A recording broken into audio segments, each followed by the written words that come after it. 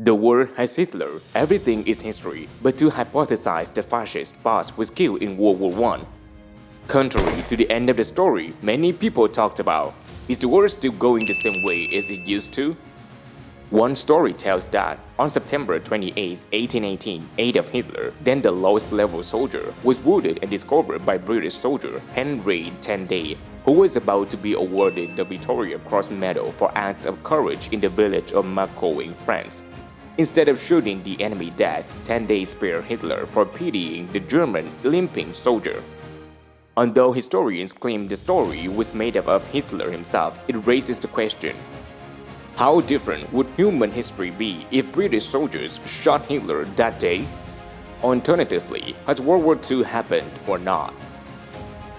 Was the Nazi in power even without Hitler? The predecessor of the Nazi Party was the German Workers' Party, DAP, founded by a locksmith named Anton Drexler. Hitler was initially assigned by German military intelligence to infiltrate the DAP after World War I, but eventually became its party leader in 1921. So, a working-class far-right party inevitably appears in Germany, even without Hitler, entangled with an economic crisis and a furor of vengeance when the Imperial German Army is invincible, stabbed in the back, and surrendered in World War I. But on the other hand, there is clear evidence of the rise of the Nazi to power from the unusual circumstances associated with Hitler. In the 1932 elections, Hitler's Nazi Party received only 37% of the vote. With 53% of the votes, politician Paul von Hindenburg, supported by the center-right and center-left parties, won. However, the 84-year-old politician Hindenburg had difficulty forming an alliance, so even though he disliked Hitler, he was persuaded to appoint the head of the Nazi, a German prime minister. After an attack on the Reichstag, the German parliament building, Hitler persuaded Hindenburg to disband the Reichstag, paving the way for the rule by decree. Consequently, the Nazis took power without a majority of support. Probably would not have happened if Hitler was shot to death by British soldiers. If the Nazis did not take power, would Germany begin military campaigns in Europe? The answer is probably yes, but not in the short term.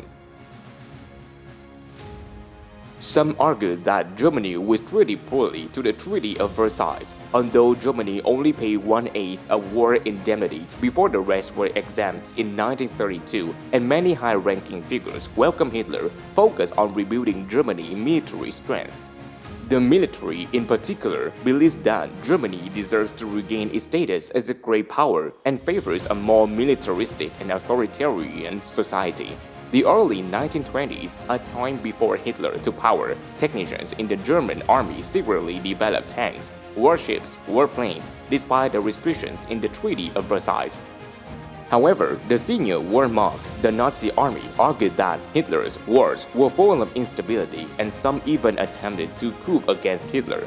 These men were not to the point of opposing Hitler's principle of foreign conquest, but assumed that Germany needed 6 to 10 more years to build up its force. Thus, Germany is likely to revert to a military power, but not necessarily at the dizzying speed of the Nazis did.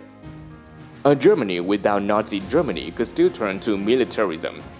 Controversial border territories, such as the Sudetenland region in Transylvania and the Polish Corridor area, would provide potential for militarism to emerge. Soviet Union, China, and Japan. The UK and France's deal with Hitler was partly influenced by Soviet influence under the leadership of Joseph Stalin. Even during the Munich crisis of 1938, Paris and London refused to form an alliance with Moscow out of fear of the Soviet Union over Nazi Germany. Some historians believe that the Soviet Union was ready to invade Germany. The strategic competition between Western Europe and the Soviet Union occurred. However, Hitler's arrival disrupted the competition. If Hitler did not show up, a Cold War between Western Europe and the Soviet Union could have happened soon. For the Japanese and Chinese, World War II did not begin in September 1939, but in July 1937, when the Japanese Empire began its second large-scale invasion of China after a campaign in 1933. The spirit of militarism in Tokyo arose to confront European colonialism rather than fascism. Therefore, the Japanese invasion of China can still happen whether there is Hitler, the creator of fascism, or not. And this also led to the US's imposition of an oil embargo on Japan, prompting the Japanese imperialism to plan an attack on Pearl Harbor. But historically, the reason for a US embargo was Japan to replace France in the Indochina region, something unlikely if France didn't lose at the hands of the Germans in 1940. In fact, Japan's strategic calculation for the period 1940 to 1941 would have been very different had it not been for a war in Europe. The attack on Pearl Harbor gave the Japanese Empire more time to capture British and Dutch territories in Asia, especially some oil fields in the Dutch East Indies. Another word. At the beginning of World War II, there were 6 powers with different multinational spheres of influence. The UK, France, with vast colonies in Africa and Asia.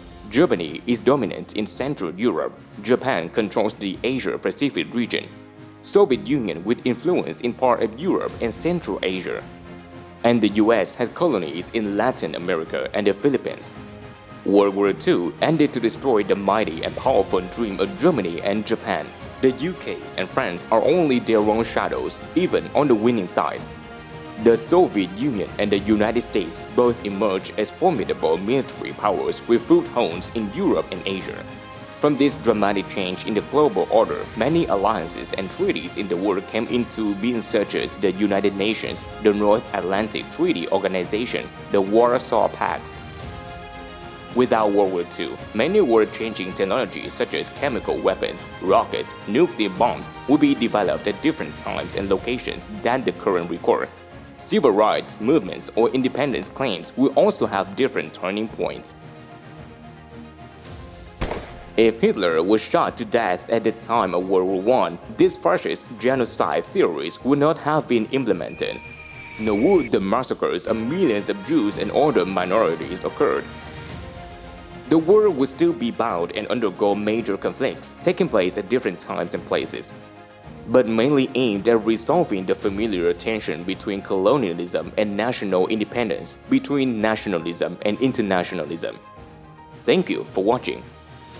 Do not forget to like, share, and subscribe if you find an interesting video. Thank you.